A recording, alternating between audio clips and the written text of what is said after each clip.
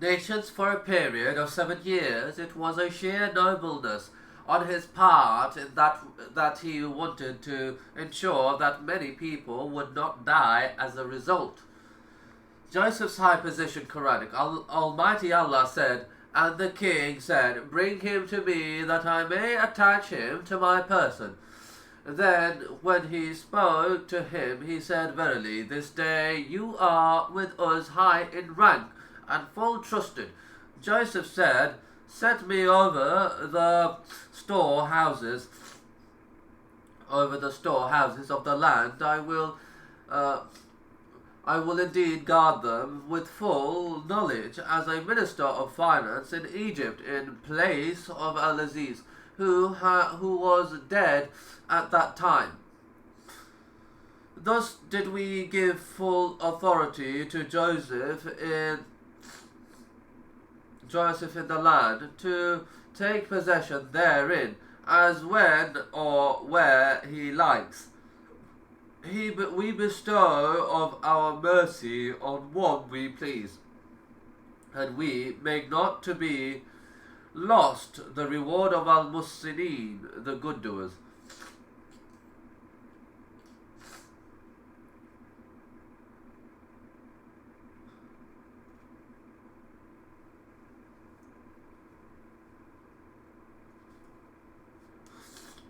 Joseph meets his brothers.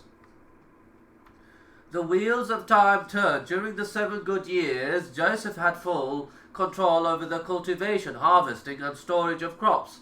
During the following 7 years, drought followed, and famine spread throughout the region, including Canaan, the homeland of Joseph. Joseph advised the king that as his kingdom was blessed with reserved grain, he should sell his grain to the needy nations at a fair price. The king agreed, and the good news spread all over the region.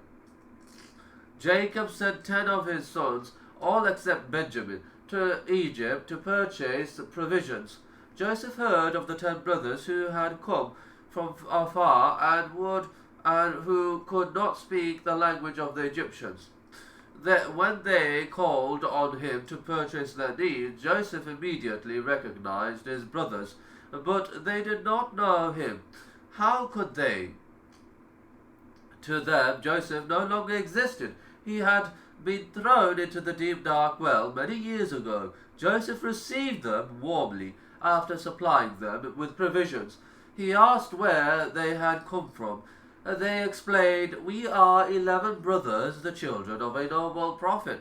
The youngest is at home, tending to the needs of our aging father.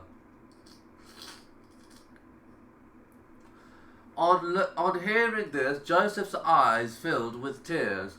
His longing for home swelled up in his heart, as well as his longing for his beloved parents and his loving brother Benjamin. Are you truthful people? Joseph asked them. Perturbed, they replied, what reason should we have to state an untruth? If what you say is true, then bring you your brother as proof, and I will reward you with double rations. But if you do not bring him to me, it would be better if you do not return, Joseph warned them.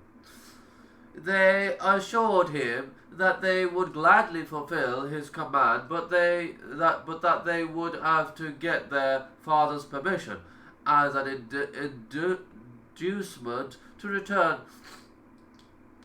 with their brother. Joseph ordered his servant to secretly place the purse with the money they had paid into one of their grain sacks. Joseph meets his brothers. Allah the Almighty said, and Joseph's brethren came, and they entered unto him, and he recognized them, but they recognized him not. And when he had furnished them forth with provisions according to their need, he said, bring me a brother of yours from your father. He meant Benjamin. See you not that I give full measure, and that I am the best of the hosts? But if you bring him unto me, there shall be no measure of corn for you with me, nor shall you come near me.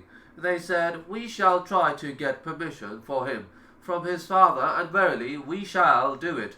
And Joseph told his servants to put their money, with which they had bought the corn, into their bags, so that they might know it when they go back to their people, in order that they might come back.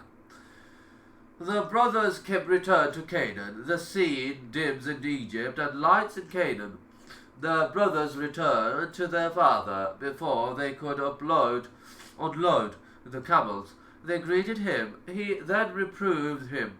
We were denied some supplies because you did not let your son go with us. They would not give us food for absentees.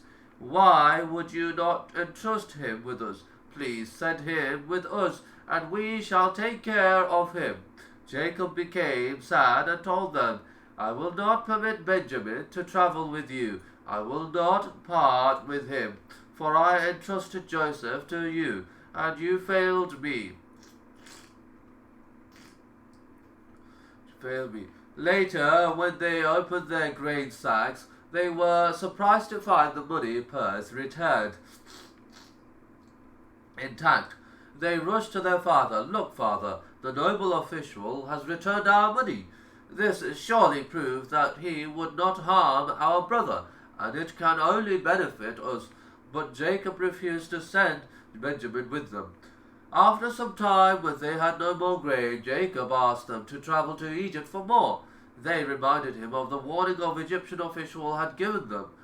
They could not return without Benjamin. Jacob agreed, but not before he had extracted a pledge from them. I will not send him with you unless you give me a pledge in Allah's name that you shall bring him back to me as safely as you take him. They gave their solemn pledge. He reminded them, Allah is witness to your pledge. He then advised them to enter the city through several different gates. The brothers returned to Canaan. Almighty Allah narrated, So when they returned to their father, they said, O our father, no more measure of grain shall we get, unless we take our brother. So send our brother with us, and we shall get our measure, and truly we will guard him. He said, Can I entrust him to you, except as I entrust his brother, Joseph, to you aforetime? But Allah is the best to guard, and He is the most merciful of those who show mercy. And when they opened their bags, they found their money had been returned to them. They said, O our father, what more can we desire? This our money has been returned to us, so we shall get more food for our family, and we shall guard our brother, and add one more measure of a